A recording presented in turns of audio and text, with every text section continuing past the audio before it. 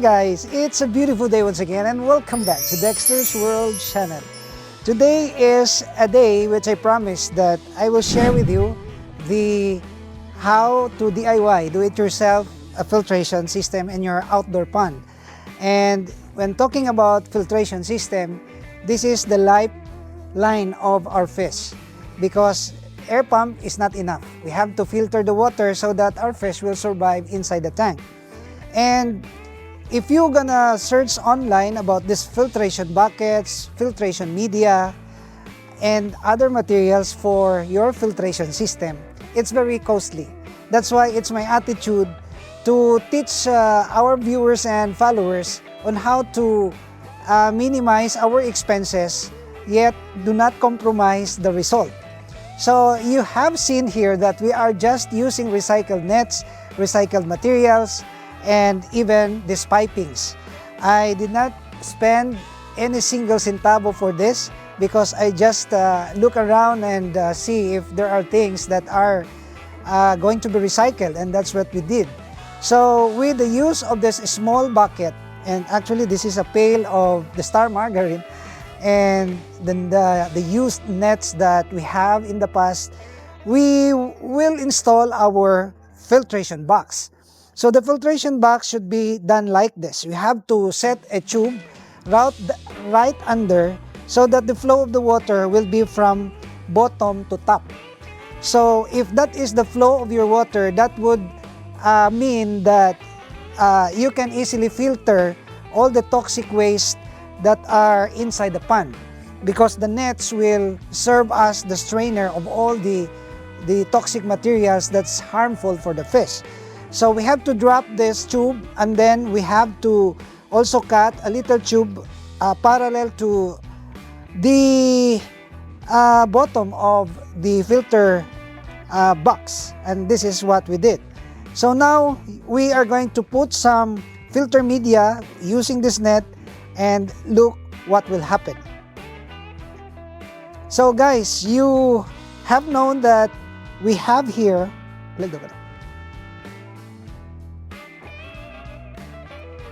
another thing that we can talk about is the use of your submersible pump. Be sure that the submersible pump that you are using will carry the water up to 2.5 meters, and this is what we did, and this is just 39 watts, very economical. And be sure that the submersible pump that you're gonna use is for aquarium purposes, because there are pumps that are only good for how many hours and then it will actually heat up. So this is it. We will connect this tube here. Of course, we already have prepared this one earlier today, and we will connect this one here so that we can place this in the middle of the pond. By the way, this pond that we are using here is circular, and the bottom of this pond is actually funnel type, just like that, just a funnel. And then the purpose of this is to gather all the toxic waste in the middle, because these are funnel type, and then lift that toxic waste up to the filter bucket, and it will be strained by the filter media. So this is the very simple way of how to prepare our filtration system. So I will put right here. And by the way, let me emphasize that if you have this kind of tank, you have to put your, what is this? You put your water pump in the middle so that you can maximize the cleanliness. So we will put that in the middle, and then of course the filter bucket. So this is heavy, and I hope that our can carry this one just like that. Oh, so this is it. Our filter media has been placed, and then our submersible pump is already settled in the middle, and I will come out here because just safety first, of course. We will connect that to electric power, and then that's it. And that's gonna be a DIY thing for our Japanese koi. By the way, we are preparing this Japanese koi for breeding. That's why we are making it sure that the welfare and well-being during those preparation stages will be observed, will not be compromised. So this is just a testing, so we will put the power on. Is it? Very powerful. So we will wait for a couple of minutes before we can see a drop of this water. Actually, this is already a good supply of oxygen for our Japanese koi. And we're, of course, fixing the electrical connections. Everything is not yet final.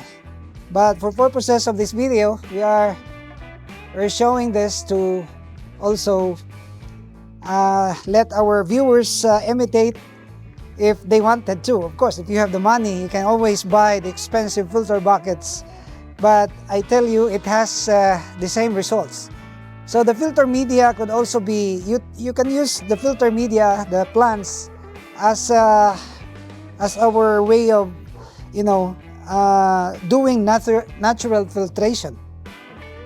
So we will wait, and I hope that our Japanese koi will soon lay eggs. I'm still preparing for the spawning tank. So maybe you will ask, Dexter, would this Japanese koi survive without filtration system? It will only survive for 2 weeks.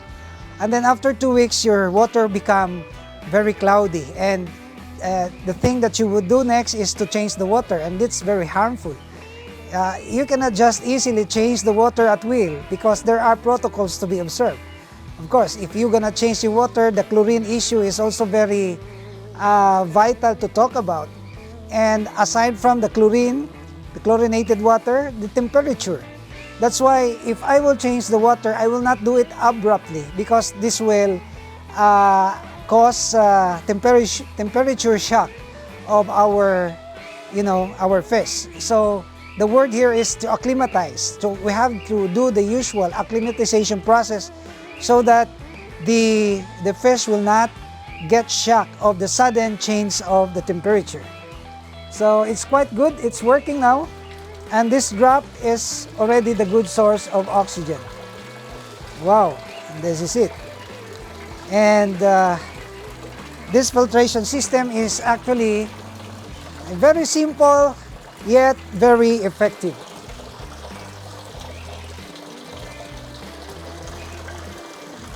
You can still do some innovations here because we can also put some, if you are tired of,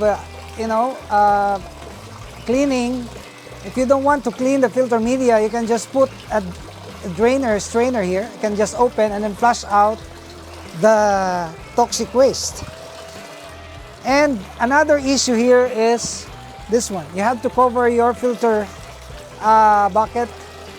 Of course, you don't have to expose that. You don't have to expose that to the sunlight.